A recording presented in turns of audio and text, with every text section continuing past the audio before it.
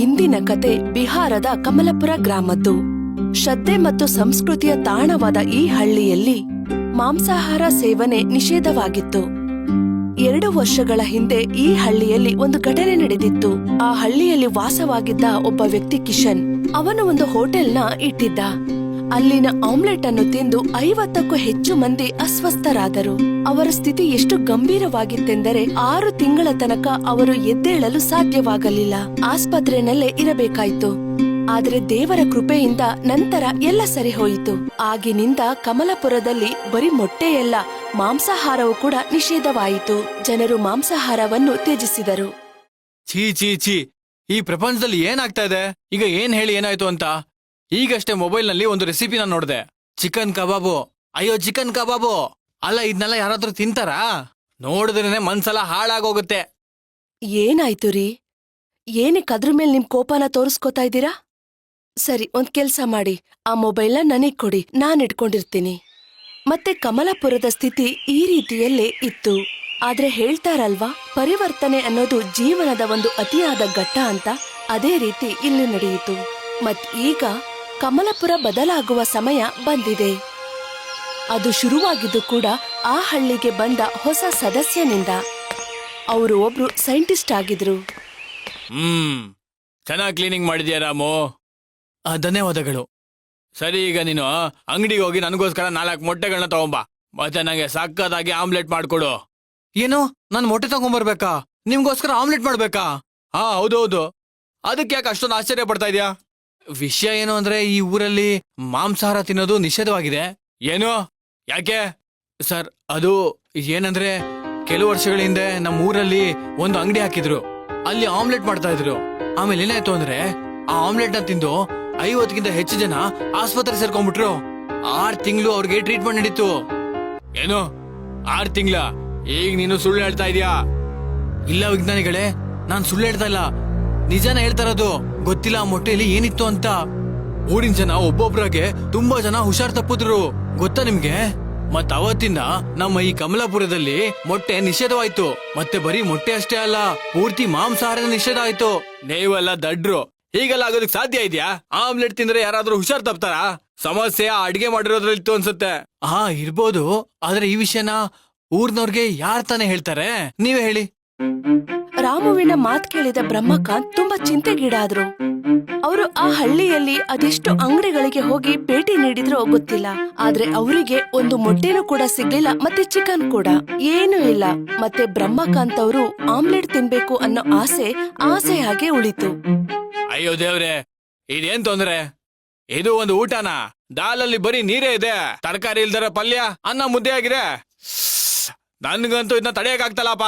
ಅಯ್ಯೋ ದೇವ್ರೆ, ನೀನೇ ನನ್ನ ಇಲ್ಲಿಂದ ಕಾಪಾಡ್ಬೇಕು. ಚಿಂತೆಗೀಡಾದ ಬ್ರಹ್ಮಕಾಂತ್ ದೇವ್ರ ಹತ್ರ ಬೇಡ್ಕೋತಾನೆ ಇದ್ರು. ಆಗ ಅವ್ರ ದೃಷ್ಟಿ ಟಿವಿ ಮೇಲೆ ಬಿತ್ತು. ಆಗ ಟಿವಿನಲ್ಲಿ ಜಪಾನಿನಲ್ಲಿ ನಡೆದ ಒಂದು ಆವಿಷ್ಕಾರದ ಬಗ್ಗೆ ಒಬ್ರು ಸೈಂಟಿಸ್ಟ್ ಮಾತಾಡ್ತಿದ್ರು. ಅದ್ರಲ್ಲಿ ಅವರು ಬ್ಲೂಬೆರಿ ಮತ್ತೆ ಚೀಕು 2 ಹಣ್ಣನ್ನು ಸೇರಿಸಿ ವೈಜ್ಞಾನಿಕ ರೀತಿಯಲ್ಲಿ ಒಂದು ಹಣ್ಣನ್ನು ತಯಾರಿಸುವ ರೀತಿಯನ್ನು ಹೇಳುತ್ತಿದ್ದರು. ಅರೇ ವಾ, ಇದೊಂದು ಅದ್ಭುತವಾದ ಪ್ರಯೋಗ. ಯಾಕೆ ನಾನು ಇದೇ ತರದ ವಿಚಿತ್ರವಾದ ಪ್ರಯೋಗ ಮಾಡಬಾರ್ದು? ಟಿವಿಯಲ್ಲಿ ನೋಡಿದ ಆವಿಷ್ಕಾರದ ಬಗ್ಗೆ ಬ್ರಹ್ಮಕಾಂತರು ತುಂಬಾ ಪ್ರೇರಿತಗೊಂಡರು. ಅವರು ಯೋಚನೆ ಮಾಡಿದರು, ಏಕೆ ನಾನು ಇದೇ ರೀತಿ ಮಾಡಬಾರದು? ಇದರಿಂದ ನನಗೂ ಕೂಡ ಮೊಟ್ಟೆ ಸಿಗುತ್ತದೆ ಎಂದು. ಮತ್ತೆ ಈ ಸುದ್ದಿ ಯಾರ ಕಿವಿಗೂ ಬೀಳ್ಬಾರ್ದೆಂದು. ಮರುದಿನ ಮುಂಜಾನೆ ಬ್ರಹ್ಮಕಾಂತ್ ಪಕ್ಕದ ಹಳ್ಳಿಗೆ ಹೊರಟರು. ಅಲ್ಲಿಂದ ಅವರು ಗುಪ್ತವಾಗಿ ಮೊಟ್ಟೆಯನ್ನು ತೆಗೆದುಕೊಂಡು ಬಂದರು, ಯಾರಿಗೂ ಕಾಣದಂತೆ. ಜೊತೆಗೆ ತೆಂಗಿನಕಾಯಿ ಕೂಡ ತಗೊಂಡ್ ಬಂದ್ರು. ಸರಿ, ಅಂತೂ ಇಂತೂ ಎಲ್ಲ ವಸ್ತುಗಳನ್ನ ಖರೀದಿ ಮಾಡಾಯ್ತು. ಈಗ ಸೈಲೆಂಟ್ ಆಗಿ ಕೆಲಸ ಶುರು ಮಾಡ್ಕೋಬೇಕು. ಬ್ರಹ್ಮಕಾಂತ್ ಇವಾಗ ಆವಿಷ್ಕಾರಕ್ಕೆ ಸಿದ್ಧವಾಗಿದ್ದಾರೆ. ಪ್ರಯೋಗಶಾಲೆಯಲ್ಲಿ ಮೊಟ್ಟೆ ಮತ್ತು ತೆಂಗಿನಕಾಯಿಯ ತಿರುಳನ್ನು ತೆಗೆದುಕೊಂಡು 2 ಜೊತೆಯಾಗಿ ಸೇರಿಸಿ ಮಿಕ್ಸ್ ಮಾಡಿದರು. ಆ ಮಿಶ್ರಣವನ್ನು ಖಾಲಿ ಎಳನೀರಿನ ಬುರುಡೆಯೊಳಗೆ ಹಾಕಿದರು. ಮತ್ತ ಎಳನೀರಿನ ಬುರುಡೆಯನ್ನು ಭೂಮಿಯೊಳಗೆ ಹೂತ್ ಹಾಕಿದರು. ಮತ್ತೀಗ ಆ ಪರಿಣಾಮಕ್ಕಾಗಿ ಕಾಯುವಿಕೆ. ಇನ್ನು ಕೇವಲ ತಿಂಗಳುಗಳ ಮಾತಷ್ಟೇ. ಆಮೇಲೆ ನೋಡ್ತಾ ಇರಿ, ಇಡೀ ಊರಿನವರೇ ನನ್ನ ಆವಿಷ್ಕಾರ ನೋಡಿ ಶಾಕ್ ಆಗ್ತಾರೆ. ನನ್ನ ಹೆಸರು ಇಡೀ ಪ್ರಪಂಚದಲ್ಲೇ ಸದ್ದಾಗುತ್ತೆ. ಆಮೇಲೆ ಎಲ್ಲಾ ಜನ ವಿಶೇಷವಾದ ಆಮ್ಲೆಟ್ ನ ತಿಂತಾರೆ. ಈ ಆವಿಷ್ಕಾರದ ಬಗ್ಗೆ ಬ್ರಹ್ಮಕಾಂತರಿಗೆ ತುಂಬಾನೇ ಸಂತೋಷ ಇತ್ತು. ಅವರು ತುಂಬಾ ಖುಷಿಯಾಗಿದ್ರು. ಅವರಿಗೆ ಎಷ್ಟು ನಂಬಿಕೆ ಇತ್ತು ಅಂದ್ರೆ ಈ ಒಂದು ಪ್ರಯೋಗ ಖಂಡಿತ ಸಫಲವಾಗುತ್ತೆ ಅಂತ ಬಲವಾಗಿ ನಂಬಿದ್ರು. ದಿನ ದಿನ ಕಳೀತಾ ಹೋಯ್ತು. ತೆಂಗಿನಕಾಯಿಯ ಮರ ಬೆಳೆಯಿತು. ಮತ್ತೆ ಬ್ರಹ್ಮಕಾಂತ್ರವರ ಉತ್ಸಾಹ ಕೂಡ ಬೆಳೀತಾ ಹೋಯ್ತು. ಹಳ್ಳಿನಲ್ಲಿ ಇದ್ರ ಸುದ್ದಿ ಎಲ್ಲಾ ಕಡೆ ಹಬ್ತಾ ಹೋಯ್ತು. ಎಲ್ರೂ ಇದ್ರ ಬಗ್ಗೆ ಮಾತಾಡೋದಿಕ್ಕೆ ಶುರು ಮಾಡಿದ್ರು. ಏನಪ್ಪ ರಾಮು, ಹೇಗಿದ್ಯಾ? ಅಲ್ಲ, ಏನಂತ ಹೇಳಿ ಕಿಶನಣ್ಣ, ಎಲ್ಲ ಸರಿಯಾಗಿದೆ. ಹೊಲದ ಕೆಲ್ಸನೂ ಚೆನ್ನಾಗಿ ನಡೀತಾ ಇದೆ. ಮತ್ತೆ ಅದೇ ಹೊಸ ವಿಜ್ಞಾನಿಗಳು ಬಂದಿದಾರಲ್ಲ, ಅವ್ರ ಮನೆ ಕೆಲಸ ಕೂಡ ಮಾಡ್ತಾ ಇದ್ದೀನಿ ಅಷ್ಟೇ.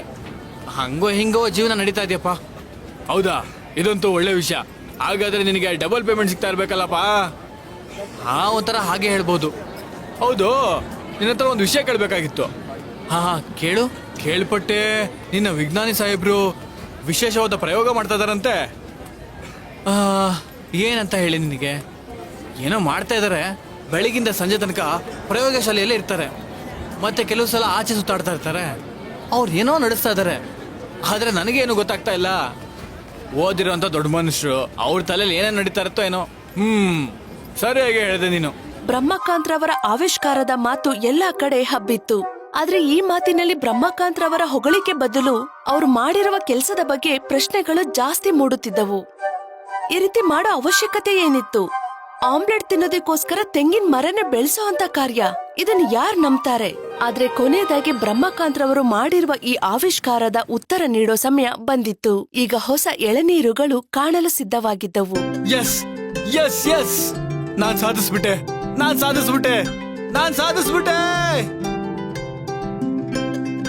ಅಯ್ಯೋಯ್ಯೋ ವಿಜ್ಞಾನಿಗಳೇ, ಏನಾಯ್ತು? ಯಾಕೆ ಇಷ್ಟೊಂದು ಜೋರ ಕಿಸ್ತಾ ಇದೀರಾ? ಅಯ್ಯೋ, ಏನ್ ನೋಡ್ತಾ ಇದ್ಯಾ? ನಿನ್ ಕಣ್ಣು ಕಾಣಿಸ್ತಾ ಇಲ್ವಾ? ಹೊಸ ಎಳ್ನೀರು ಬಂದಿದೆ.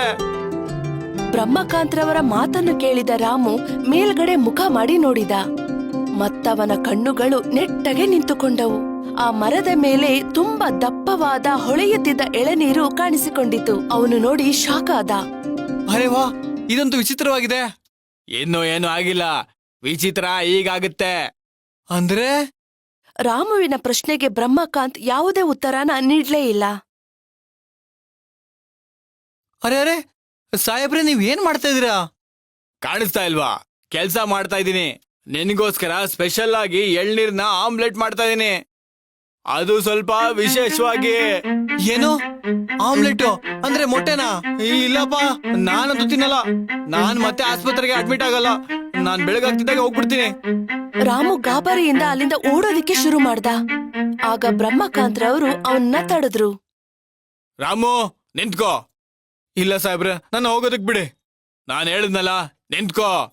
ಇಲ್ಲ ಅಂದ್ರೆ ನಿನ್ನ ಕೆಲ್ಸದಿಂದ ತೆಗೆದು ಬಿಡ್ತೀನಿ. ಬೇರೆ ಯಾರನ್ನಾದ್ರೂ ಕೆಲ್ಸಕ್ಕೆ ಇಟ್ಕೋತೀನಿ. ಅದು ಡಬ್ಬಲ್ ದುಡ್ಡು ಕೊಟ್ಟು. ಅರ್ಥ ಆಯ್ತಾ? ಏನು ಡಬಲ್ ದುಡ್ಡ? ಸರಿ ಹಾಗಿದ್ರೆ. ದುಡ್ಡಿನ ವಿಷಯ ಕೇಳಿದ ತಕ್ಷಣ ರಾಮು ಅಲ್ಲೇ ನಿಂತ್ಕೊಂಡ. ಆದ್ರೆ ಒಳಗಡೆ ಅವನ್ ಮನ್ಸು ತುಂಬಾ ಭಯದಿಂದ ಕೂಡಿತ್ತು. ಬ್ರಹ್ಮಕಾಂತ್ರವರು ಆ ಎಳೆನೀರನ್ನ ಕತ್ತರಿಸಿದ್ದನ್ನ ರಾಮು ನೋಡ್ತಾ ಇದ್ದ. ಮತ್ತದನ್ನ ಮೊಟ್ಟೆ ತರ ತಿರ್ಗ್ಸೋದಿಕ್ಕೆ ಶುರು ಮಾಡಿದ್ರು. ಅದರಿಂದ ಒಂದು ಬಿಳಿಯಾದ ನೀರು ಬಂತು. ಅದು ಕೂಡ ತುಂಬಾನೇ ಜಾಸ್ತಿ. ಅರೆ ವಾ, ನೋಡಕ್ಕೆ ನಾರ್ಮಲ್ ಆಗಿ ಇದೆ. ಅಯ್ಯೋ, ನೀನ್ ತಿನ್ಬಿಟ್ ನೋಡು. ತಿನ್ನೋದಕ್ಕೂ ಕೂಡ ಸೂಪರ್ ಆಗಿರುತ್ತೆ. ಆ ಎಳೆನೀರಿನ ತಿರುಳಿಗೆ ಬ್ರಹ್ಮಕಾಂತ್ರವರು ಅರಿಶಿಣ, ಖಾರ, ಉಪ್ಪು ಎಲ್ಲವನ್ನು ಸೇರಿಸಿ ಸ್ವಲ್ಪ ಹಣ್ಣನ್ನು ಕೂಡ ಸೇರಿಸಿದ್ರು. ಮಾವಿನ ಹಣ್ಣಿನ ಪೀಸು, ಚೀಕು ಪೀಸು ಮತ್ತೆ ಇನ್ನು ಮುಂತಾದದು ಎಲ್ಲದನ್ನು ಹಾಕಿ ಮಿಕ್ಸ್ ಮಾಡಿದ್ರು. ಆ ಮಿಶ್ರಣನ ಒಂದು ಹೆಂಚಿನ ಮೇಲೆ ಹಾಕಿ ಬೇಯಿಸೋದಕ್ಕೆ ಶುರು ಮಾಡಿದ್ರು. ಅದು ತುಂಬಾ ಚೆನ್ನಾಗಿ ಬೇಯ್ತಾ ಇತ್ತು. ಅದನ್ನ ನೋಡಿ ಬ್ರಹ್ಮಕಾಂತ್ ಮತ್ತು ರಾಮು ತುಂಬಾ ಆಶ್ಚರ್ಯಚಕಿತರಾದ್ರು. ಅಯ್ಯೋ, ಇದು ಅನ್ಕೊಂಡಿದ್ಕಿಂತ ತುಂಬಾ ಚೆನ್ನಾಗಿ ಬಂದ್ಬಿಡ್ತು. ಎಳೆನೀರಿನ ಮಸಾಲೆ ಮತ್ತು ಹಣ್ಣುಗಳ ಮಿಶ್ರಣದಿಂದ ರೆಡಿಯಾದ ಆ ಒಂದು ಅಡುಗೆ ಆವಿಷ್ಕಾರ ಆಮ್ಲೆಟ್ ತವಾದಲ್ಲಿ ಬೇಯ್ತಾ ಇತ್ತು. ಹಣ್ಣುಗಳಿಂದ ಕೂಡಿದ ಆ ಆಮ್ಲೆಟ್ ತುಂಬಾ ಘಮಘಮ ಅಂತ ಸ್ಮೆಲ್ ಬರ್ತಾ ಇತ್ತು. ಅಂತೂ ಇಂತೂ ಆಗ್ಬಿಡ್ತು. ಬಾರಾಮು, ಈಗ ಇಬ್ರು ಸೇರ್ಕೊಂಡು ಇದನ್ನ ಖಾಲಿ ಮಾಡೋಣ. ಬ್ರಹ್ಮಕಾಂತ್ರವರ ಮಾತನ್ನು ಕೇಳಿದ ರಾಮು ಭಯದಿಂದಲೇ ಅದನ್ನ ತಿನ್ನೋದಿಕ್ಕೆ ಶುರು ಮಾಡ್ದ. ಮತ್ತವನಿಗೆ ಮಾತೆ ಹೊರಡ್ಲಿಲ್ಲ. ಅವನು ತಿಂದ ಆ ಆಮ್ಲೆಟ್ ತುಂಬಾ ಸೂಪರ್ ಆಗಿ ಚೆನ್ನಾಗಿತ್ತು. ಜೊತೆಗೆ ಹಣ್ಣುಗಳ ಸ್ವಾದ ಒಂದ್ ರೀತಿ ಸ್ಪೆಷಲ್ ಟೇಸ್ಟ್ ನ ಕೊಡ್ತಾ ಇತ್ತು. ಆದ್ರೆ ಈ ಆಮ್ಲೆಟ್ ಬೇರೆ ಆಮ್ಲೆಟ್ಗಳ ತರ ಇರ್ಲಿಲ್ಲ. ಅವನಿಗೆ ತುಂಬಾ ಸಂತೋಷ ಆಯ್ತು. ಅವನಿಗೆ ಇದ್ರಿಂದ ಏನೂ ಆಗ್ಲಿಲ್ಲ. ವಾ ವಾ, ಎಂತ ಅದ್ಭುತ ಸಾಹೇಬ್ರೆ, ಈ ಆಮ್ಲೆಟ್ ತುಂಬಾ ಚೆನ್ನಾಗಿದೆ. ನನಗೇನು ಆಗಿಲ್ಲ. ನೋಡ್ದಾ, ನಾನ್ ಹೇಳ್ದೆ ತಾನೆ ಏನು ಆಗಲ್ಲ ಅಂತ. ಏನ್ ಸುಮ್ನೆ ಎದುರ್ಕಂಡೆ ಕಣ. ಈಗ ನಡಿ, ಆದಷ್ಟು ಬೇಗ ನನ್ನ ಈ ಫ್ರೂಟಿ ಆಮ್ಲೆಟ್ ಖಾಲಿ ಮಾಡು. ಓ ಏನು ಫ್ರೂಟಿ ಆಮ್ಲೆಟಾ? ಅದು ಚೆನ್ನಾಗಿರುತ್ತೆ. ಬ್ರಹ್ಮಕಾಂತ್ ಮಾತ್ ಕೇಳಿ ರಾಮು ತುಂಬಾ ಖುಷಿ ಪಟ್ಟ. ಮತ್ತೆ ಬ್ರಹ್ಮಕಾಂತ್ ರವರು ಮಾಡಿದ ಈ ಆವಿಷ್ಕಾರದ ಮಾತು ಎಲ್ಲಾ ಕಡೆ ಹಬ್ತು. ಎಲ್ಲಾ ಕಡೆ ಇವರದ್ದೇ ಮಾತು. ಮತ್ತೆ ಕಮಲಪುರದಲ್ಲಿ ಆಮ್ಲೆಟ್ ಮತ್ತೆ ಚಿಕನ್ನ ಸದ್ದು ಕೇಳಿತು. ಮತ್ತೆ ಈ ಹೊಸ ಪ್ರಯೋಗಕ್ಕಾಗಿ ಬ್ರಹ್ಮಕಾಂತ್ರನ್ನು ಸನ್ಮಾನಿಸಲಾಯಿತು. ಹಳ್ಳಿಯಲ್ಲಿ ಒಂದು ಚಿಕ್ಕ ಶಾಲೆ ಇದೆ. ಅದು ತುಂಬಾನೇ ಹಳೆಯದು. ಅದರ ಪರಿಸ್ಥಿತಿ ಅಸ್ತವ್ಯಸ್ತವಾಗಿದೆ. ಮಕ್ಕಳು ಕೂರುವ ಬೆಂಚ್ಗಳಿಗೆ ಧೂಳು ಹಿಡಿದು ಮುರಿದು ಹೋಗಿವೆ. ಬ್ಲಾಕ್ ಬೋರ್ಡ್ ನ ಮೇಲೆ ಬಿರುಕು ಬಿದ್ದಿದೆ. ಮಳೆಗಾಲದಲ್ಲಿ ಶಾಲೆಯ ಛಾವಣಿಯಿಂದ ನೀರು ಸೋರುತ್ತವೆ. ಮಕ್ಕಳೇ, ಎಲ್ಲರೂ ಹೋಮ್ವರ್ಕ್ ಚೆಕ್ ಮಾಡಿಸ್ಕೊಳ್ಳಿ. ಸ್ವಲ್ಪ ಹೊತ್ತಲ್ಲಿ ಮಳೆ ಬರೋ ಹಾಗಿದೆ. ಮಳೆ ಬಂದ್ರೆ ನಿಮ್ ಕಾಪಿ ಎಲ್ಲ ನೆಂದು ಹೋಗುತ್ತೆ. ಮಳೆಯಲ್ಲಿ ತಮ್ಮ ಹೋಮ್ವರ್ಕ್ ಒದ್ದೆಯಾಗುವ ಭಯದಲ್ಲಿ ಎಲ್ಲಾ ಸ್ಟೂಡೆಂಟ್ಸ್ ಕರೆಕ್ಷನ್ಗೋಸ್ಕರ ಟೀಚರ್ ಹತ್ರ ನಿಂತಿದ್ದಾರೆ. ಟೀಚರ್ ಎಲ್ಲ ಮಕ್ಕಳ ಹೋಮ್ವರ್ಕ್ ಚೆಕ್ ಮಾಡಿ ಮತ್ತೆ ಅವರಿಗೆ ಹೊಸ ಹೋಮ್ವರ್ಕ್ ಕೊಟ್ಟು ಮನೆಗೆ ಕಳಿಸ್ತಾರೆ. ಸರಿ ಮಕ್ಳೇ, ನಾಳೆ ಎಲ್ರು ನಿಮ್ಮ ಹೋಮ್ವರ್ಕ್ ಅನ್ನ ಮಾಡ್ಕೊಂಡ್ ಬನ್ನಿ. ಮತ್ತೆ ಈಗ ಸೀದಾ ಮನೆಗ್ ಹೋಗಿ. ಯಾರು ನನಗೆ ದಾರಿಯಲ್ಲಿ ಓಡಾಡೋದ್ ಕಾಣಿಸ್ಬಾರ್ದು. ಯಾಕೆಂದ್ರೆ ತುಂಬಾ ಜೋರಾಗಿ ಮಳೆ ಬರುತ್ತೆ. ಒಂದ್ ವೇಳೆ ನೀವೇನಾದ್ರೂ ಮಳೆಯಲ್ಲಿ ನೆಂದ್ರೆ ಹುಷಾರ್ ತಪ್ತೀರಾ. ಸರಿ ಮೇಡಮ್, ನಾವೆಲ್ಲ ಸ್ಕೂಲಿಂದ ಡೈರೆಕ್ಟ್ ಆಗಿ ಮನೆಗೆ ಹೋಗ್ತೀವಿ. ಎಲ್ಲಾ ಸ್ಟೂಡೆಂಟ್ಸ್ ತಮ್ಮ ತಮ್ಮ ಮನೆಗೆ ಹೋಗ್ತಾರೆ. ಅವರೆಲ್ಲ ಹೋದ ನಂತರ ಟೀಚರ್ ಶಾಲೆಯ ಎಲ್ಲಾ ಕಿಟಕಿ ಬಾಗಿಲುಗಳನ್ನ ಮುಚ್ಚಿ ಬೀಗವನ್ನ ಹಾಕ್ತಾರೆ. ನಂತರ ತನ್ನ ಮನೆಗೆ ಹೋಗ್ತಾರೆ. ಎಲ್ಲರೂ ಹೋದ ನಂತರ ತುಂಬಾ ಜೋರಾಗಿ ಮಳೆ ಬರುತ್ತೆ. ಜೊತೆಗೆ ಗುಡುಗು ಸಿಡ್ಲು ಕೂಡ ಬರುತ್ತೆ. ಜೋರಾಗಿ ಗಾಳಿ ಬೀಸಿದ ಕಾರಣ ಶಾಲೆಯ ಕಟ್ಟಡ ಮುರಿದು ಬೀಳುತ್ತೆ. ಮರುದಿನ ಶಾಲೆಗೆ ಟೀಚರ್ ಬಂದಾಗ ಅವರಿಗೆ ಕಾಣಿಸಿದ್ದು ಶಾಲೆ ಮುರಿದು ಬಿದ್ದದ್ದು. ಅಯ್ಯೋ, ಇದನ್ನೊಂದು ನೋಡೋದ್ ಬಾಕಿ ಇತ್ತು. ಹಾಗೂ ಹೀಗೂ ಮಾಡಿ ನಾವ್ ಈ ಶಾಲೆಯಲ್ಲಿ ಕೆಲಸ ಮಾಡ್ತಾ ಇದ್ವಿ. ಈಗ ಅದನ್ನು ಮಾಡೋಕ್ಕಾಗಲ್ಲ. ಈಗ ಮಕ್ಕಳಿಗೆ ಹೇಗ್ ಓದಿಸ್ಕೊಡೋದು? ಟೀಚರ್ ಹಳ್ಳಿಯ ಮುಖ್ಯಸ್ಥರ ಬಳಿ ಹೋಗ್ತಾರೆ. ಹೋಗಿ ಅಲ್ಲಿ ಇದರ ಬಗ್ಗೆ ದೂರು ಸಲ್ಲಿಸ್ತಾಳೆ. ಮುಖ್ಯಸ್ಥರೇ, ನಮ್ಮ ಶಾಲೆ ಬಿರುಗಾಳಿಯಿಂದಾಗಿ ಬಿದ್ದು ಹೋಗಿದೆ. ನಮಗೆ ಶಾಲೆಗೋಸ್ಕರ ಬೇರೆ ಬಿಲ್ಡಿಂಗ್ ನ ಅವಶ್ಯಕತೆ ಇದೆ. ನೀವು ದಯವಿಟ್ಟು ನಮಗೇನಾದ್ರೂ ಸಹಾಯ ಮಾಡೋಕ್ಕಾಗತ್ತಾ? ನನ್ನ ಹತ್ರ ಅಷ್ಟೊಂದು ದುಡ್ಡು ಇಲ್ವಲ್ಲ. ನಾನೊಂದು ಬಿಲ್ಡಿಂಗ್ ಕಟ್ಟುವಷ್ಟು. ಆದ್ರೆ ನಾವು ಸರ್ಕಾರದಿಂದ ಸ್ಕೂಲ್ ಮಾಡಿಸೋದಕ್ಕೆ ಅರ್ಜಿ ಹಾಕ್ಬೋದು. ನೀವೊಂದು ಪತ್ರ ಬರೀರಿ, ನಾನು ಅದಕ್ಕೊಂದು ಸೈನ್ ಹಾಕಿ ನಾನು ಗ್ರಾಮ ಮೇಲ್ವಿಚಾರಕರ ಮುದ್ರೆ ಹಾಕಿ ಕಾರ್ಯಾಲಯದಲ್ಲಿ ಜಮೆ ಮಾಡಿಸ್ತೀನಿ. ಸರಿನಾ? ಟೀಚರ್ ಶಾಲೆಯ ಬಿಲ್ಡಿಂಗ್ ಅನ್ನು ಕಟ್ಟಿಸಲು ಒಂದು ಅರ್ಜಿಯನ್ನು ಬರೆದು ಮುಖ್ಯಸ್ಥರಿಗೆ ಕೊಡ್ತಾರೆ. ಮುಖ್ಯಸ್ಥರು ಪ್ರಧಾನಿಯ ಮುದ್ರೆಯನ್ನ ಹಾಕಿ ಅದನ್ನು ಹತ್ತಿರದಲ್ಲಿರುವ ಸರ್ಕಾರಿ ಕಚೇರಿಗೆ ಕೊಡ್ತಾನೆ. ಸ್ವಲ್ಪ ದಿನದ ನಂತರ ಒಬ್ಬ ಸರ್ಕಾರಿ ಇಂಜಿನಿಯರ್ ಸ್ಕೂಲ್ ನ ನಕ್ಷೆ ಮಾಡೋದಕ್ಕೆ ಮತ್ತು ಜಾಗದ ತುಲನೆ ಮಾಡಲು ಹಳ್ಳಿಗೆ ಬರ್ತಾರೆ. ಇದು ತಗೊಳ್ಳಿ ಮ್ಯಾಮ್, ನಾನು ಹೊಸ ಸ್ಕೂಲ್ನ ನಕ್ಷೆ ಮಾಡಿದ್ದೀನಿ. ನಾನಿದ್ರ ಒಂದು ಕಾಪಿ ಆಫೀಸಲ್ಲಿ ಜಮೆ ಮಾಡ್ತೀನಿ. ಹೇಗೆ ಸರ್ಕಾರದಿಂದ ಬಜೆಟ್ ಪಾಸ್ ಆಗುತ್ತೋ ಹಾಗೆ ಹೊಸ ಸ್ಕೂಲ್ ಮಾಡೋ ಕೆಲಸ ಶುರು ಆಗತ್ತೆ. ಟೀಚರ್ಗೆ ನಕ್ಷೆಯನ್ನು ಕೊಟ್ಟ ನಂತರ ಇಂಜಿನಿಯರ್ ಅಲ್ಲಿಂದ ಹೊರಡ್ತಾನೆ ಮತ್ತು ಸರ್ಕಾರಿ ಕಚೇರಿಯಲ್ಲಿ ಸ್ಕೂಲ್ನ ನಕ್ಷೆಯನ್ನು ಕೊಡ್ತಾನೆ. ಆದ್ರೆ ಸರ್ಕಾರಿ ಆಫೀಸರ್ ಇದರ ಬಗ್ಗೆ ಯಾವುದೇ ಗಮನ ಹರಿಸೋದಿಲ್ಲ. ಹಾಗೆ ತುಂಬಾ ಸಮಯ ಕಳೆದ ನಂತರವೂ ಶಾಲೆಯನ್ನು ನಿರ್ಮಿಸುವ ಕೆಲಸ ಶುರುವಾಗುವುದಿಲ್ಲ. ಎಷ್ಟು ತಿಂಗಳುಗಳ ಕಾಲ ಕಾದಿದೀವಿ. ಈಗ 1 ವರ್ಷ ಆಗ್ತಾ ಬಂತು. ಇನ್ನು ಹೊಸ ಶಾಲೆ ನಿರ್ಮಾಣ ಆಗೋ ಸಂಕೇತ ಕೂಡ ಕಾಣ್ತಾ ಇಲ್ಲ. ಸರ್ಕಾರ ನಮಗೆ ಹೊಸ ಶಾಲೆ ನಿರ್ಮಿಸ್ಕೊಡುತ್ತೆ ಅಂತ ನನಗೆ ಅನ್ನಿಸ್ತಾ ಇಲ್ಲ. ಟೀಚರ್ ಇದರ ಬಗ್ಗೆ ಮಾತಾಡೋದಿಕ್ಕೆ ಅಂತ ಇಂಜಿನಿಯರ್ ಆಫೀಸ್ಗೆ ಹೋಗ್ತಾಳೆ. ಬನ್ನಿ ಮೇಡಮ್, ಕೂತ್ಕೊಳ್ಳಿ. ನಾನು ನಿಮ್ಮಲ್ಲಿಗೆ ಬರೋನಿದ್ದೆ. ಸರ್, ಅದು ನಮ್ಮ ಶಾಲೆ ನಿರ್ಮಿಸುವ ಕೆಲಸ ಯಾವಾಗಿಂದ ಶುರುವಾಗುತ್ತೆ? 1 ವರ್ಷ ಆಗೋಯ್ತು. ಇದು ಮಕ್ಕಳ ಭವಿಷ್ಯದ ಪ್ರಶ್ನೆ. ನಾನಂತೂ ಏನ್ ಹೇಳಿ ಮೇಡಮ್, ಅವತ್ತೇ ನಿಮಗೆ ನಕ್ಷೆ ಕೊಟ್ಟಿದ್ದೆ. ಅದು ಪಾಸ್ ಕೂಡ ಆಗಿತ್ತು. ಸರ್ಕಾರದಿಂದ ಸ್ಕೂಲ್ ಮಾಡೋದಕ್ಕೆ ಬಜೆಟ್ ಬಂದಿತ್ತಲ್ವಾ, ಅದನ್ನ ಸರ್ಕಾರಿ ಅಧಿಕಾರಿಗಳು ತಿಂದ್ಬಿಟ್ರು. ಮತ್ತೆ ಪೇಪರ್ ನಲ್ಲಿ ಏನ್ ತೋರಿಸಿದ್ದಾರೆ ಅಂದ್ರೆ ಈ ಸ್ಕೂಲ್ ಆಗೋಗಿದೆ ಅಂತ. ಹೌದಾ? ಹೀಗ ವಿಷಯ. ಸರ್ಕಾರಿ ಆಫೀಸರ್ಗಳಿಂದ ಇನ್ನೇನ್ ನಿರೀಕ್ಷಿಸಬಹುದು? ಇವ್ರುಗಳಂತೂ ಮಕ್ಕಳ ಭವಿಷ್ಯವನ್ನು ಕೂಡ ಬಿಟ್ಟಿಲ್ಲ. ಕೊನೆ ಪಕ್ಷ ಈ ಶಾಲೆಯ ದುಡ್ಡನ್ನಾದ್ರೂ ಬಿಡಬಹುದಿತ್ತಲ್ಲ. ಆ ಮಕ್ಕಳಿಗೆ ಒಳ್ಳೇದಾದ್ರೂ ಆಗ್ತಾ ಇತ್ತು. ನಾನು ಕ್ಷಮೆ ಕೇಳ್ತೀನಿ ಮೇಡಮ್, ನಿಮ್ಮ ಮಕ್ಕಳ ಭವಿಷ್ಯ ಹಾಳಾಗೋಯ್ತು. ಆದ್ರೆ ಇದ್ರಲ್ಲಿ ನನ್ ತಪ್ಪೇನೂ ಇಲ್ಲ. ನಾನಂತೂ ನನ್ ಕೆಲ್ಸ ಮಾಡ್ಬಿಟ್ಟಿದ್ದೆ. ಇಲ್ಲ, ನಾನಿಷ್ಟು ಸುಲಭವಾಗಿ ಮಕ್ಕಳ ಭವಿಷ್ಯವನ್ನ ಹಾಳಾಗೋದಿಕ್ ಬಿಡೋದಿಲ್ಲ. ಶಾಲೆಯ ಬಿಲ್ಡಿಂಗ್ ಕಟ್ಲಿಲ್ಲ ಅಂದ್ರೆ ಏನಾಯ್ತು? ನಾನು ಮರದ ಕೆಳಗೆ ಮಕ್ಕಳಿಗೆ ಓದಿಸ್ತೀನಿ. ಆದ್ರೆ ನಾನು ಅವ್ರ ವಿದ್ಯಾಭ್ಯಾಸನ ನಿಲ್ಸೋದಿಲ್ಲ. ಮರುದಿನ ಟೀಚರ್ ಎಲ್ಲರನ್ನ ಒಂದು ದೊಡ್ಡ ಮರದ ಕೆಳಗೆ ಓದ್ಸೋಕ್ ಶುರು ಮಾಡ್ತಾಳೆ. ಎಲ್ಲಾ ಮಕ್ಕಳು ಈ ರೀತಿಯಾದ ತರಗತಿಯಿಂದ ಸಂತೋಷದಿಂದಿದ್ದರು. ಆದರೆ ಇದ್ದಕ್ಕಿದ್ದ ಹಾಗೆ ಮಳೆ ಬರಲಾರಂಭಿಸುತ್ತದೆ. ಮತ್ತೆ ಮಕ್ಕಳು ಮಳೆಯಲ್ಲಿ ನೆನೆದೇ ಇರುವುದಕ್ಕೆ ಅಲ್ಲಿ ಇಲ್ಲಿ ಓಡೋಕ್ ಶುರು ಮಾಡ್ತಾರೆ. ಅಯ್ಯೋ, ಎಲ್ಲಿ ಹೋಗ್ತಾ ಇದ್ದೀರಾ? ಹುಷಾರು ಮಕ್ಕಳ, ಮಳೆಯಲ್ಲಿ ಜಾರ್ ಬಿಡ್ತೀರಾ. ಕೆಲವು ಮಕ್ಕಳು ಹತ್ತಿರದಲ್ಲಿ ಕೆಟ್ಟು ನಿಂತಿದ್ದ ಆಟೋದಲ್ಲಿ ಕೂರ್ತಾರೆ. ಟೀಚರ್ ಕೂಡ ರಿಕ್ಷಾದೊಳಗೆ ಹೋಗ್ತಾರೆ ಮತ್ತೆ ಮುಂದೆ ಡ್ರೈವರ್ನ ಸೀಟಲ್ಲಿ ಕುಳಿತು ಮಕ್ಕಳಿಗೆ ಓದಿಸ್ಕೊಡೋಕ್ ಶುರು ಮಾಡ್ತಾರೆ. ನಮಗೆ ಇದೊಂದು ಒಳ್ಳೆ ಜಾಗ ಸಿಕ್ಕಿದೆ ಮಕ್ಕಳ, ನಾವಿಲ್ಲಿ ಕೂತ್ಕೊಂಡು ಓದ್ಕೊಳ್ಬಹುದು. ಆದ್ರೆ ಮೇಡಮ್, ಈ ರಿಕ್ಷಾದಲ್ಲಿ ನಾವ್ 4 ಜನ ಮಾತ್ರ ಓದ್ಕೊಳ್ಳೋಕಾಗೋದು. ಉಳಿದ ಸ್ಟೂಡೆಂಟ್ಸ್ ಎಲ್ಲ ಹೇಗ್ ಓದ್ಕೊಳ್ತಾರೆ? ಇದ್ರ ಬಗ್ಗೆ ನಾವೇನಾದ್ರೂ ಯೋಚಿಸ್ಬೇಕು. ನಾನೇನಾದ್ರೂ ಉಪಾಯ ಹುಡುಕ್ತೀನಿ. ನೀವೆಲ್ರೂ ನಿಮ್ಮ ಇವತ್ತಿನ ಲೆಸನ್ ಅನ್ನ ಕಂಪ್ಲೀಟ್ ಮಾಡಿ ಮನೆಗೆ ಹೋಗಿ. ನಾನು ನಾಳೆ ಅಷ್ಟರಲ್ಲಿ ಹೊಸ ಸ್ಕೂಲ್ಗೆ ತಯಾರಿ ಮಾಡ್ತೀನಿ. ಎಲ್ಲ ಮಕ್ಕಳು ಹೋದ ನಂತರ ಟೀಚರ್ ಒಂದು ರಿಕ್ಷಾ ಮೆಕ್ಯಾನಿಕ್ ಹತ್ರ ಹೋಗ್ತಾರೆ.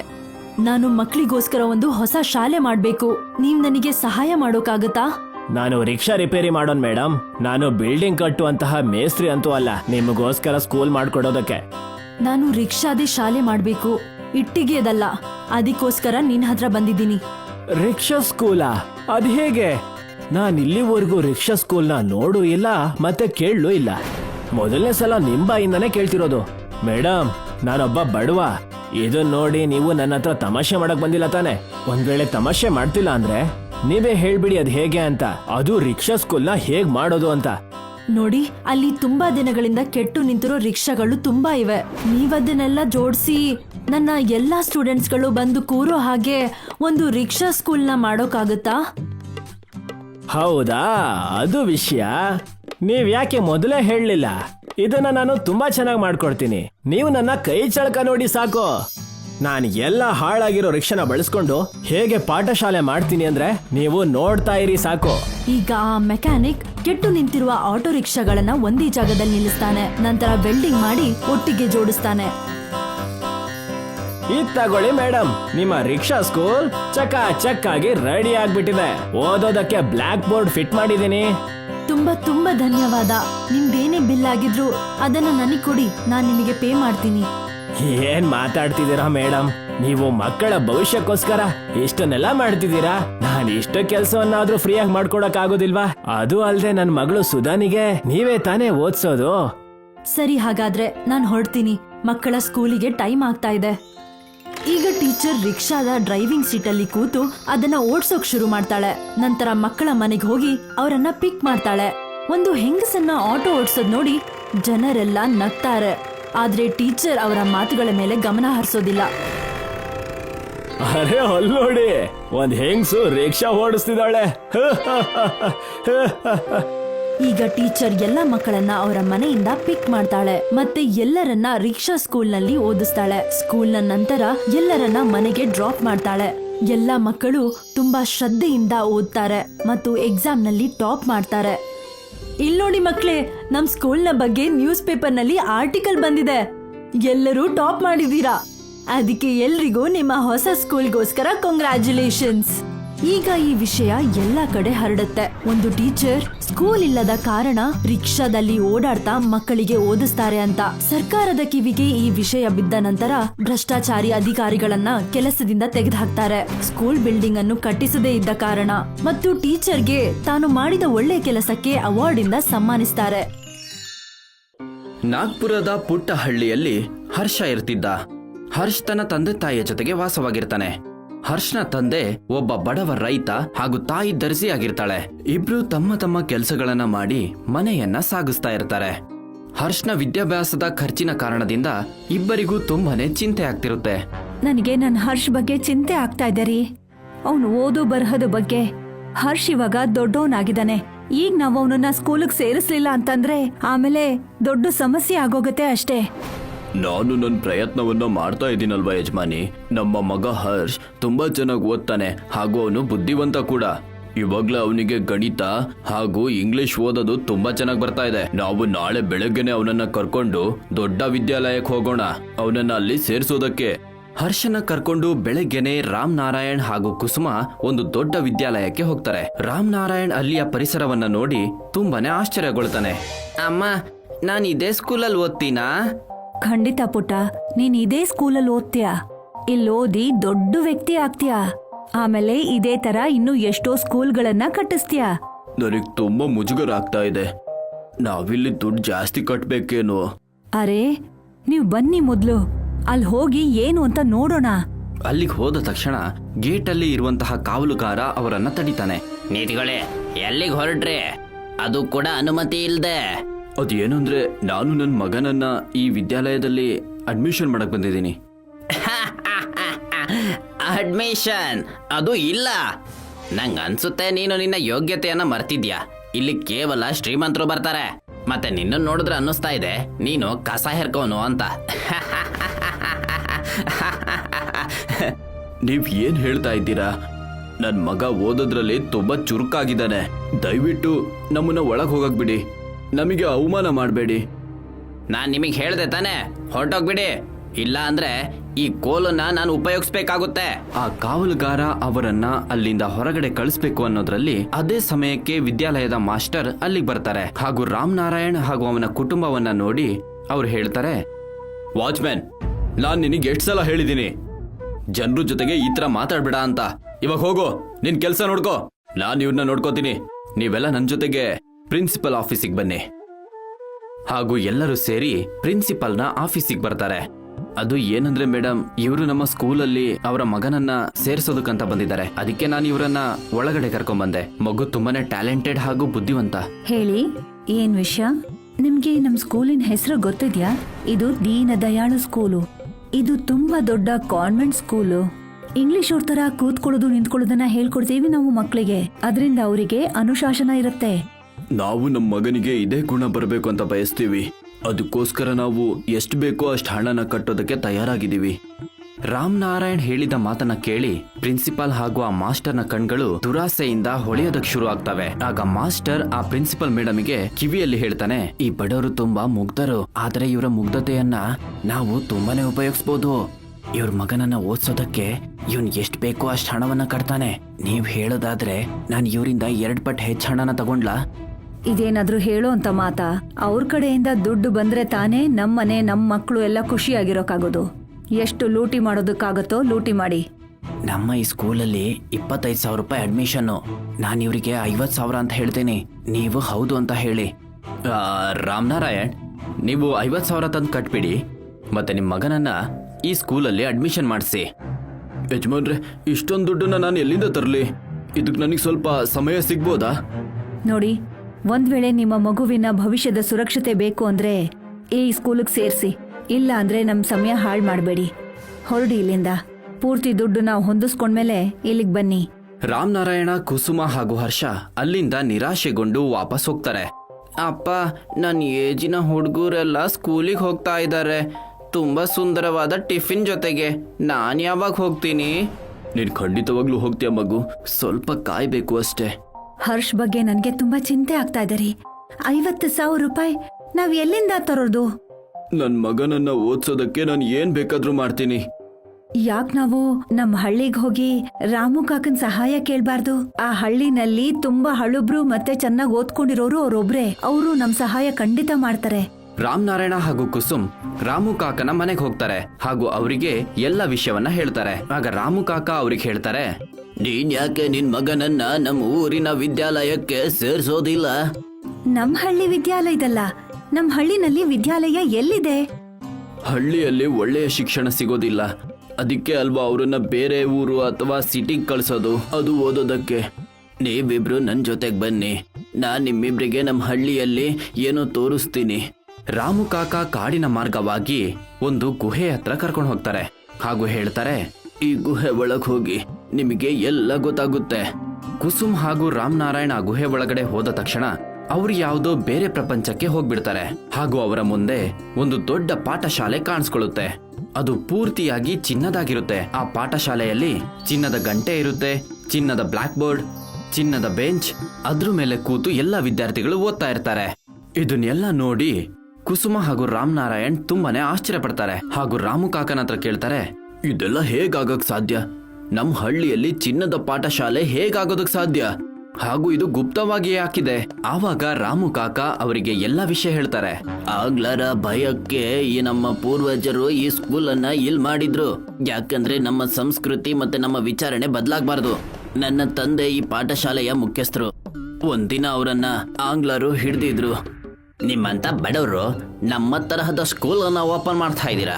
ನಿಮ್ಮಣ್ಣ ನಾನು ಬಿಡೋದಿಲ್ಲ. ಆದ್ರೆ ನಾವು ನಿಮಗೆ ಏನ್ ದ್ರೋಹ ಮಾಡಿದೀವಿ? ನಿಮ್ಮ ಮಕ್ಕಳನ್ನ ಓದಿಸಿ ನಮ್ಗಿಂತ ಅವ್ರನ್ನ ಇಂಟೆಲಿಜೆಂಟ್ ಮಾಡ್ಬೇಕಂತಿದ್ದೀರಾ? ನಾನು ಇದನ್ನ ಮಾಡೋದಕ್ಕೆ ಬಿಡೋದಿಲ್ಲ. ನಿನಗೆ ನಮ್ಮಿಂದ ಏನ್ ಬೇಕು? ನಾವ್ ಏನ್ ಮಾಡ್ಬೇಕು? ಈ ನಾಗ್ಪುರ ಹಳ್ಳಿಯಲ್ಲಿ ಎಷ್ಟೆಲ್ಲ ಚಿನ್ನ ಇದೆಯೋ ಅದನ್ನ ನಮಗ್ ತಂದು ಕೊಡು. ಹಾಗೂ ನಿಮ್ಮ ಈ ಸ್ಕೂಲ್ ಅನ್ನ ಕ್ಲೋಸ್ ಮಾಡಿ ಇಲ್ಲಿಂದ ಹೊರಟು ಹೋಗಿ. ಅರ್ಥ ಆಯ್ತಲ್ವಾ ನಿಂಗೆ? ನಾನು ಈ ಚಿನ್ನವನ್ನ ಯಾವುದೇ ಕಾರಣಕ್ಕೂ ಕೊಡಲ್ಲ. ಎಲ್ಲ ಚಿನ್ನವನ್ನ ತಗೊಂಡು ಕಾಡಲ್ಲಿ ನಾನು ಬಚ್ಚಿಡ್ತೀನಿ ಹಾಗೂ ನನ್ನದೇ ಆದ ಪ್ರಪಂಚ ಕಟ್ತೀನಿ. ಆ ಸಮಯದಿಂದ ಹಿಡಿದು ಇಲ್ಲಿಯವರೆಗೂ ನಾವು ನಾಗ್ಪುರದವರು ಈ ಚಿನ್ನದ ಸ್ಕೂಲನ್ನ ಗುಪ್ತವಾಗಿ ನಡೆಸ್ತಾ ಇದ್ದೀವಿ. ಅಯ್ಯೋ ದೇವ್ರೆ, ನಿಜವಾದ ವಿಷಯ ಇದ? ಹಾಗಾದ್ರೆ ನೀವು ನನ್ ಮಗುನ ಈ ನಿಮ್ ಚಿನ್ನದ ಸ್ಕೂಲಿಗೆ ಸೇರಿಸ್ಕೋತೀರಾ? ನಮ್ಮೇಲೆ ದಯೆ ಮಾಡಿ ರಾಮು ಕಾಕ, ನನ್ನ ಮಗನಿಗೆ ಶಿಕ್ಷಣ ಅತ್ಯಗತ್ಯ. ನಾನು ನಿನ್ನ ಮಗನನ್ನ ಯಾವಾಗ ಇಲ್ಲಿ ಸೇರಿಸ್ಕೋತೀನಿ ಅಂದ್ರೆ ಸಿಟಿ ಸ್ಕೂಲಿನ ದುರ್ವ್ಯವಹಾರವನ್ನ ನೀನು ಕಂಡುಹಿಡಿದಾಗ ಅವರು ನಮ್ಮ ಹಳ್ಳಿಯ ಎಷ್ಟೋ ಜನರಿಗೆ ಮೋಸ ಮಾಡಿದ್ದಾರೆ. ಅವರಿಗೆ ನೀನು ಶಿಕ್ಷೆ ಕೊಡಬೇಕು. ನಾವು ಖಂಡಿತ ಹಾಗೆ ಮಾಡ್ತೀವಿ. ಅವರಿಗೆ ಶಿಕ್ಷೆ ಕೊಡ್ತೀವಿ. ಅದಕ್ಕೆ ನಾವೊಂದು ಸಾಕ್ಷಿನ ಹುಡ್ಕೋಬೇಕು ಮೊದ್ಲು. ನೀನು ಅದ್ರ ಬಗ್ಗೆ ಚಿಂತೆ ಮಾಡಬೇಡ. ಅವ್ರು ಎಷ್ಟು ಹಣನ ಕೇಳಿದಾರೋ ಅಷ್ಟು ಹಣನ ನೀನ್ ತಗೊಂಡು ಹೋಗು. ನಾನು ಈ ವಿಷಯವನ್ನ ಪೊಲೀಸರಿಗೆ ಹೇಳ್ತೀನಿ. ಆಗ ನಾವು ಅವರನ್ನ ಸಾಕ್ಷಿ ಸಮೇತ ಹಿಡಿಬಹುದು. ಕುಸುಮ್ ಹಾಗೂ ರಾಮ್ ನಾರಾಯಣ್ ಹಾಗೆಯೇ ಮಾಡ್ತಾರೆ. ಅವರು ಹಣವನ್ನ ತಗೊಂಡು ಆ ಕಾಸ್ಟ್ಲಿ ವಿದ್ಯಾಲಯಕ್ಕೆ ಹೋಗ್ತಾರೆ. ಹಾಗೂ ರಾಮ್ ನಾರಾಯಣ್ ಪ್ರಿನ್ಸಿಪಲ್ಗೆ ಹೇಳ್ತಾನೆ, ಮೇಡಮ್ ತಗೊಳ್ಳಿ, ನಿಮ್ಮ ಈ ಹಣ 50,000 ರೂಪಾಯಿ ಇದೆ. ಹಾ ಕೊಡಿ. ನನಗ್ ಮುಂಚೂನೆ ಗೊತ್ತಿತ್ತು ನೀವ್ ನಿಮ್ ಮಗುನ ನಮ್ ಸ್ಕೂಲಲ್ಲೇ ಓದಿಸ್ತೀರಾ ಅನ್ನೋದು. ಅಲ್ಲ, ಈ ಸ್ಕೂಲ್ ಎಷ್ಟು ಚೆನ್ನಾಗಿದೆ. ಅವನಿಗೆ ಇಂಥ ಒಳ್ಳೆ ಸ್ಕೂಲ್ ಎಲ್ಲಿ ಸಿಗುತ್ತೆ ಹೇಳಿ? ಕೊಡಿ, ಆ ದುಡ್ಡನ್ನ ನನ್ ಕೈಲಿ ಕೊಡಿ. ರಾಮ್ ನಾರಾಯಣ ಆ ಹಣವನ್ನ ಪ್ರಿನ್ಸಿಪಾಲ್ಗೆ ಕೊಟ್ಟ ತಕ್ಷಣ ಪ್ರಿನ್ಸಿಪಾಲ್ ಅದನ್ನ ತಗೊಂಡ ತಕ್ಷಣ ಕೋಣೆ ಒಳಗಡೆ ಪೊಲೀಸವರು ಬಂದ್ಬಿಡ್ತಾರೆ ಹಾಗೂ ಅವಳನ್ನ ರೆಡ್ ಹ್ಯಾಂಡ್ ಆಗಿ ಹಿಡ್ಕೊಂಡ್ಬಿಡ್ತಾರೆ. ನಾವು ನಿನಗೆ ಪೊಲೀಸ್ ಸ್ಟೇಷನ್ ಅಲ್ಲಿ ಒಳ್ಳೆಯ ಶಿಕ್ಷಣ ಕೊಡ್ತೀವಿ. ನಾನು ನನ್ ಗಂಡ ಕಷ್ಟಪಟ್ಟು ಹಗಲು ರಾತ್ರಿ ಬೇರೆಯವ್ರ ಮನೇಲಿ ಕೆಲಸ ಮಾಡಿ ನಾವ್ ನಮ್ ಮಗುನ ಓದಿಸ್ಬೇಕು ಅಂತಿದ್ವಿ. ಆದ್ರೆ ನಿಮಗೆ ನಿಮ್ಮಂಥವ್ರಿಗೆ ನಾಚಿಕೆ ಅನ್ನೋದೇ ಇಲ್ವಾ? ಪ್ರಿನ್ಸಿಪಲ್ ಹಾಗೂ ಮಾಸ್ಟರ್ ರೆಡ್ ಹ್ಯಾಂಡ್ ಆಗಿ ಸಿಕ್ಕಾಕೋತಾರೆ. ಹಾಗೂ ಇದೇ ತರ ಹರ್ಷ್ ತನ್ನ ಚಿನ್ನದ ಪಾಠಶಾಲೆಯಲ್ಲಿ ತನ್ನ ಶಿಕ್ಷಣವನ್ನ ಮುಂದುವರಿಸ್ತಾನೆ.